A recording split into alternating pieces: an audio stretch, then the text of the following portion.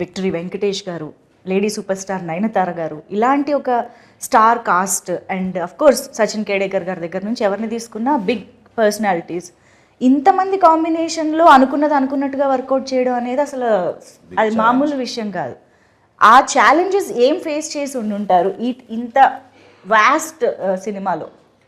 అంటే అది చెప్పాలంటే అండి, డైరెక్టర్ గారికి ఉన్న క్లారిటీ మెయిన్ అని చెప్తాను. ఎందుకంటే సపోజ్ మేము నెక్స్ట్ వీక్ ఈ సీన్స్ చేద్దాం ఈ యాక్టర్స్తో, మాకు ఈ స్ట్రైక్ వల్ల చాలా ఇబ్బంది పడ్డాం, ఆ యాక్టర్స్ డేట్స్ ప్రాబ్లం అవుతాయి, మా లొకేషన్స్ ప్రాబ్లం అవుతాయి అన్నీ అయినప్పుడు, బట్ ఆయనకి ఆ కన్విక్షన్ ఆ విజన్ ఉంది కాబట్టి ఓకే ఈ యాక్టర్స్ లేకపోతే ఆ టైంలో మనకి వేరే వర్క్ ఏం చేయొచ్చు అని ముందుగా ప్రీ ప్లాన్ ఉండటం వల్ల కూడా చాలా హెల్ప్ అయింది. లేకపోతే అదే వర్క్ చేయాలన్నప్పుడు సినిమా ఆ టైంకి అవ్వదు. చాలామంది ఏంటంటే నువ్వు ఎందుకు తొందరపడుతున్నావు, స్ట్రైక్ ఉన్న ఇబ్బంది ఉంది, అనిల్ 10 రోజులు సినిమా తీసేస్తాడు కదా, అనిల్ 20 డేస్ సినిమా తీసేస్తాడు కదా, ఫాస్ట్గా తీసేస్తాడు కదా, అనిల్ చూసుకుంటాడు కదా, నువ్వెందుకు మమ్మల్ని టెన్షన్ పెడుతున్నావు చాలా ప్రొడ్యూసర్లు స్ట్రైక్ ఏదో కాల్ ఆఫ్ చేద్దాం ఏదో చేద్దాం అంటే, బట్ వాళ్ళందరికీ ఏంటంటే ఆయన మీద కాన్ఫిడెన్స్ తక్కువ టైం ఉన్నా సరే సో నీకెందుకు టెన్షన్, ఆయన కంప్లీట్ చేస్తాడు, ఆయన 2 days వరకు 1 day తీయగలడు, ఆయనకు అది ఉంది టాలెంట్ అని మొత్తం బటన్ అంతా ఇచ్చి ఆయన మీద వేసాం. ఆయన స్ట్రెంగ్త్ ప్రీ ప్రొడక్షన్ అండి. ప్రీ ప్రొడక్షన్ లో బ్యాకప్ ఒక బ్యాకప్ రెడీగా ఉంటుంది ఆయనకి. స్టోరీ అంత గట్టిగా రాసుకుంటారు, ఈ బ్యాకప్స్ కూడా అంత గట్టిగా ఉంటాయి. అంటే ఇది జరగకపోతే నెక్స్ట్, ఇది జరగకపోతే నెక్స్ట్. సో దానివల్ల ఎన్ని ఛాలెంజెస్ వచ్చినా, ఈ డేట్స్ కాంబినేషన్స్ అవన్నీ వచ్చినా we were able to accommodate it. Because ఒక్కొక్కసారి ఆర్టిస్ట్ లేకపోయినా కూడా ఆర్టిస్ట్ ఉన్నాడని ఆ సీన్ తీసి ఆర్టిస్ట్ విడిగా పిలిపించి మళ్ళీ ఆర్టిస్ట్ దాంట్లో పెట్టి తీస్తాం. అది కామెడీ స్పేస్ లో ఎలా వర్కౌట్ అవుతుంది అనిల్ గారు? తప్పదు ఇక ఆర్ట్ సిచ్యువేషన్ లో. ఇప్పుడు ఓకే సంథింగ్ యాక్షనో డ్రామానో లేదా ఏదో సీరియస్ దో అంటే మేబీ ఏమో అనుకోవచ్చు, comedy is just like reaction కూడా కదా. లాస్ట్ షెడ్యూల్ కొద్దిగా అట్లా అయింది కానీ ప్రతి సీన్ అలా చేయలేం. కానీ ఏదన్నా 1 or 2 సీక్వెన్స్ ఇక కాంట్ బట్ ఇక తప్పదు, రిలీజ్ టైం దగ్గరకు వచ్చాం కాబట్టి అన్నప్పుడు మ్యాచ్ చేసి తీసేస్తాం. మనకు విఎఫ్ఎక్స్ వచ్చింది కాబట్టి అండ్ ఎక్స్పీరియన్స్ ఆర్టిస్టులు కాబట్టి ఇబ్బంది లేదు. చెప్పాలి ఇప్పుడు ఈయన అన్నారు కదా, ఒక ఆర్టిస్ట్ లేకపోయినా సజెషన్లో ఇంకెవరన్నా పెట్టి అది ఫినిష్ చేస్తాం, that kind of smart work చేశారు ఈయన. బట్ అటువైపు మీరు అన్నట్టు కామెడీకి రియాక్షన్ రావాలి కదా, సో అప్పుడే మా డైరెక్ట్లో ఉన్న యాక్టర్ బయటకు వస్తారు. సో ఆ కామెడీ, ఆ డైలాగు, ఆ రియాక్షన్ ఈయన ఇచ్చేస్తే ఆటోమేటిక్లీ ఇక్కడ ఉన్న actor they can perform easily. అది జరిగింది. అందుకనే ఇద్దరు ప్రొడ్యూసర్స్ల నమ్మకం, స్టార్స్ నమ్మకం మొత్తం మీ మీద.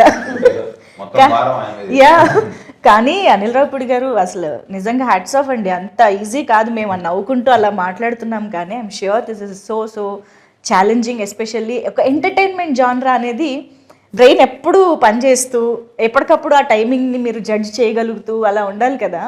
Handling all these challenges is very very tough. And especially మీకు డైరెక్టర్గా స్వీట్ సర్ప్రైజెస్ వస్తూ ఉంటాయి అప్పుడప్పుడు ఎక్స్పెక్ట్ చేయనివి. How do you be prepared for that? అంటే ఏదొచ్చినా మనం ఇక పని ఆగకూడదనే మైండ్ సెట్లోనే వెళ్తాం కాబట్టి ఎలాంటి సిచ్యువేషన్ వచ్చినా దానికి ప్లాన్ బి చేసుకుని వెళ్ళిపోవటమే. సో ఇంకా నాకేంటంటే నా మెంటాలిటీ, నా నేచర్ వైజ్ నేను డిస్టర్బెన్స్ ఎక్కువ క్రియేట్ చేసే పర్సన్ కాదు, ఉన్న డిస్టర్బెన్స్ని క్లియర్ చేసే టైప్ కాబట్టి that could be easy for me. అంటే మేము విన్నాము ఇంతకు ముందు కూడా, మీరు అన్నారు ప్లాన్ ఏ కాదు, ప్లాన్ బి కాదు, ప్లాన్ సి కూడా పెట్టుకుంటూ ఉంటారు అనిల్ రావిపూడి గారు అన్నట్టు. అది ప్లాన్ సి వరకు ఎలా ఉంటుందంటే సీన్స్లోనా లేకపోతే దాని ఎగ్జిక్యూషన్లోనా? ఈ ప్లాన్లు ఎలా వేసుకుంటారు ప్రీ ప్రొడక్షన్లో? అంటే ప్రీ ప్రొడక్షన్లో ఎగ్జిక్యూషన్కి ఏం కావాలో అది చేస్తాం. ప్లాన్ ఏ ప్లాన్ బి అంటే ఏదైనా కో డైరెక్టర్ వేసిన స్కెడ్యూలింగ్ ఏదైనా ప్రాబ్లమ్స్ ఉంటే తప్ప స్క్రిప్ట్ ఆన్ పేపర్ మీద ఏది ఉందో ఎగ్జిక్యూషన్ అదే వెళ్తుంది, దానికి ప్లాన్లు ఏం మారో. ఎలా రాసుకున్నామో సీన్ని దాన్ని ఇంకా నెక్స్ట్ లెవెల్కి ఎలా తీసుకెళ్ళాలి, ఆర్టిస్టులు అందరితోటి ఒక అట్మాస్ఫియర్, పాజిటివ్ అట్మాస్ఫియర్ క్రియేట్ చేసి అవుట్పుట్ ఎలా బాగా తెచ్చుకోవాలి, ఇక ఇవన్నీ నాకు వెళ్ళే ప్రాసెస్లో చేసుకుంటూ వెళ్ళిపోవటమే. ప్లాన్లన్నీ స్క్రిప్ట్లో కాదు, ఎగ్జిక్యూషన్లో డిఫరెంట్గా. ఎస్, మీకు ఇద్దరికి అంటే మీరు ఆల్రెడీ అనిల్ గారితో వర్క్ చేశారు కాబట్టి ఆయన స్టైలు, ఆయన మేనేజ్ చేసే విషయాలు అన్నీ తెలుసు. కానీ సుష్మిత మ్యామ్, మీరు ఫస్ట్ టైం ఇంత క్లోజ్గా వర్క్ చేయడం అంతా ఆన్ సెట్స్ జరిగింది కాబట్టి what surprised you the most from Anil గారు?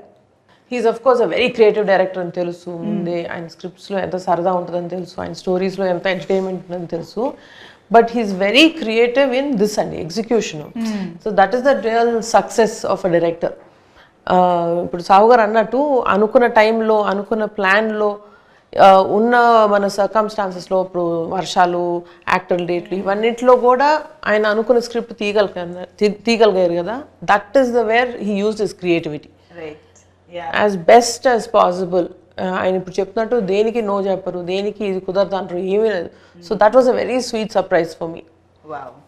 యూజువలీ ఐ వాజ్ ఎక్స్పెక్టింగ్ పెద్ద డైరెక్టర్ కదా ఉంటాయి కొన్ని ఇవి అవి అని, but nothing. He's a great planner and superb executor also. Triple hat trick కొట్టబోతున్నారు, అయినా కూడా మీలో ఏ మార్పు లేదని అర్థమైంది అనిల్ గారు.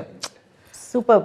అండ్ సావు గారు, మీకు నాకు తెలిసి బియాండ్ డైరెక్టర్ అండ్ ప్రొడ్యూసర్ మీ ఇద్దరికి ఒక బాండ్ ఏర్పడిపోయి ఉంటుందని మా నమ్మకం. How do explain that? డెఫినెట్గా అండి, నాకు ఈ సినిమా పరంగా కానీ వేరే పర్సనల్ విషయాలు చాలా షేర్ చేసుకుంటూ అనుకుంటాం, ఇండస్ట్రీ విషయాలు మాట్లాడుకుంటూ ఉంటాం, ఒపీనియన్స్ కానీ ఏదైనా.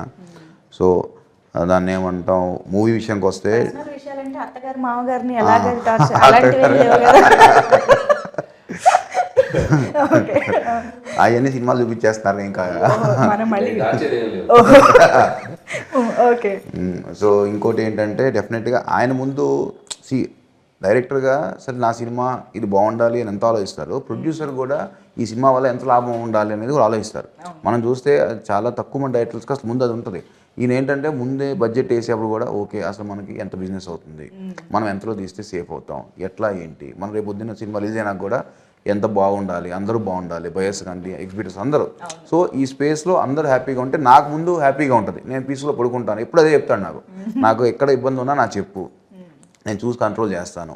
ఎంతసేపు తన మైండ్ ఏంటంటే ఒక ప్రొడ్యూసర్కి ఆ చైన్లో ఉన్న అందరూ కూడా హ్యాపీగా ఉండేటట్టు ఆలోచిస్తారు, కానీ వేరే ఆలోచన ఉండదు. తను ఒక్కోసారి తనే కాంప్రమైజ్ అవుతాడు. సరే సీన్ తీద్దాం అనుకుంటే అబ్బా ఇది ఎందుకు లెక్క చెక్ అవుతుంది, నేను ఇంకో ఆలోచిస్తాను. సో ఆ క్లారిటీ తనకు ఉంది కాబట్టి ఒక సీన్కి 4-5 రకాలుగా కూడా ఆలోచించి ఎక్కడ తగ్గిద్దాము ఏంటి అనేది ఆయనే. నేను అందుకనే అంట నీళ్ళు ఉండగా దిగులు దండగా ఎందుకు అంటానంటే దానికే అంట. సో ఆ ప్రెషర్ అంతా కూడా ఆయనే పడతాడు పాపం. ప్రొడ్యూసర్ల స్లోగన్ అనిల్ ఉండగా దిగులు దండగా. అది డెఫినెట్ అండి. ఐ థింక్ బడ్జెట్ విషయంలో మాట్లాడితే ఇంకొక ఇంపార్టెంట్ విషయం ఎస్పెషల్లీ విత్ అనిల్ గారు ఈజ్ ప్రమోషన్. అంటే cinema budget divides into 2 parts, ఒక ప్రొడక్షన్కి ఒకటి ప్రమోషన్కి అన్నట్టుగా ఉంటుంది కదా. ఈ ప్రమోషన్ ప్లానింగ్లో హీస్ డెఫినెట్లీ నెంబర్ 1 మాస్టర్. మాట్లాడకూడదు ఇప్పుడు, మళ్ళీ ఆయన ప్రమోషన్ తక్కువ అయింది కదా, నేనే ప్రమోట్ చేసి ఎక్కువ రెమ్యూనరేషన్ అడిగేటట్టున్నారు. అవునా? బట్ ఈ ప్లానింగ్ ఎలా జరుగుతుంది, ఏ స్టేజ్ నుంచి జరుగుతుంది, ఆ బడ్జెట్ డివిజన్ ఎలా జరుగుతుంది మాకు తెలియాలి. అంటే ప్రమోషన్స్కి నాకు తెలిసి ప్రొడక్షన్కి పెద్ద బడ్జెట్ ప్రెషర్ ఉన్నదండి. అంటే ఈవెంట్ ప్రీ రిలీజ్ ఈవెంట్ చేయటం, లేకపోతే అవుట్డోర్ ఈవెంట్ చేయటం, అంటే అంతే. ఈ మనకి మిగతా అన్ని సెట్లో షూట్ చేసి ఇప్పుడు ఈ మధ్య అంతా అదే చేస్తున్నాం. అంటే సంక్రాంతి నుంచి అదే స్టార్ట్ చేశారు, అంత ముందు కూడా కొంతమంది అలా చేసేవాళ్ళు. సో మనకి లైవ్గా ఏమేం చేస్తామో మన వర్క్ జరిగేటప్పుడే జరిగిపోతున్నాయి. పర్టికులర్గా ప్రొడక్షన్కి బడ్జెట్ అంటే ఈవెంట్స్ చేసినప్పుడు తప్పితే ఈ టైంలో మిగతా అన్ని లైవ్ దీంట్లోనే టీమ్ చేసుకుంటూ వెళ్ళిపోతాం. మన మేకింగ్ వీడియోస్ అని మన దాంట్లో క్లిప్స్ తీసుకొని చేయటం, లేకపోతే చిన్న చిన్న స్కిట్స్ చేయటం. సో ఇట్లా చూస్తే ఆయన ప్రమోషన్ ఫస్ట్ డే స్టార్ట్ చేశారుగా, ఓపెనింగ్ డేనే ప్రమోషన్ స్టార్ట్ చేశారుగా. ఉగాదికి ఓపెన్ చేస్తే సంక్రాంతికి రిలీజ్, అక్కడే అర్థమైపోతుందండి ప్లానింగ్ ఎలా ఉంది అని చెప్పేసి. But I think you deserve all the applause. ఈరోజు ప్రొడ్యూసర్స్గా మీ ఇద్దరికి, ఎస్పెషల్లీ మెగాస్టార్ హిమ్సెల్ఫ్ మీకు స్టేజ్ పైన, ఎస్పెషల్లీ మీకు మా పెద్ద బిడ్డ అంటూ ఆయన మాట్లాడుతుంటే మాకే భలే ఎమోషనల్గా అనిపించింది. మీకు ఎలా అనిపించుంటుంది that moment? It was very heart warming అండి. అంటే ఆయన సెపరేట్గా నన్ను పొగుడుతున్నారు కానీ, బట్ ఇదన్నీ ఆయన చూసి నేర్చుకుంది. ఆయన కూడా ఇంటికి పెద్ద బిడ్డ, సో ఆయన చూసి ఇది ఇంతే కదా, అంటే ఎల్డర్ అంటే ఇలాగే ఉండాలి కదా అని నాకు ఫస్ట్ నుంచి ఇది చూసి నేర్చుకున్నాం. ఇది జస్ట్ న్యాచురల్ కదా, ఇలాగే మనం రెస్పాన్సిబిలిటీ తీసుకోవాలని అనుకున్నాం. బట్ వెరీ టచింగ్ దట్ ఇలాగ పబ్లిక్లో, ఇంకా ఈ పబ్లిక్ ఫోరంలో ఎప్పుడు ఆయన అది అడ్రస్ చేయలేదు. సో ఫస్ట్ టైం చేసింది. It was very very happy. And ఆ రోజు అమ్మ చాలా హ్యాపీ అయిపోయారు. ఫస్ట్ ఇలాంటి ఈవెంట్స్ జరిగినప్పుడు ఆయన దిష్టి తీస్తానంటారు, బట్ ఈసారి మీకు కాదు మీ పెద్దమ్మాయికి తీయాలి ఫస్ట్ అన్నారు. సో వాళ్ళిద్దరికన్నా మా పిల్లలు ఇద్దరు దేవర్ రియలీ హ్యాపీ. ఈవెంట్ అయిన తర్వాత ఒక 2-3 hours కూర్చున్నా నైట్ దీని గురించి మాట్లాడుతూ. How sweet. Wow. I think memorable, one of very very very memorable evening అయింది. అండ్ సావు గారు కూడా ఐ థింక్ కామ్గా కూల్గా హ్యాండిల్ చేశారు అని మెగాస్టార్ చెప్పడం అనేది బిగ్గెస్ట్ అచీవ్మెంట్ అది. కానీ అదే మళ్ళీ ఏంటంటే ఇంత పెద్ద భారీ చిత్రం చేస్తూ కామ్గా కూల్గా ఉండడం కూడా పెద్ద విషయమే డెఫినెట్గా. అది ఎలా మేనేజ్ చేస్తారో మరి మీరేమన్నా చెప్పాలి మాకు. లేదండి, నాకు అంత తొందరగా ఏది అంత కోపం రాదు, చాలా టైం తీసుకుంటాను. అంటే మాకు చెప్తున్నారా లేకపోతే మేము ఇంటర్నల్గా కూడా కనుక్కుంటాం? కనుక్కోండి, పర్లేదు, ఎవరైనా చెప్తారు. అంతేనా? Okay okay.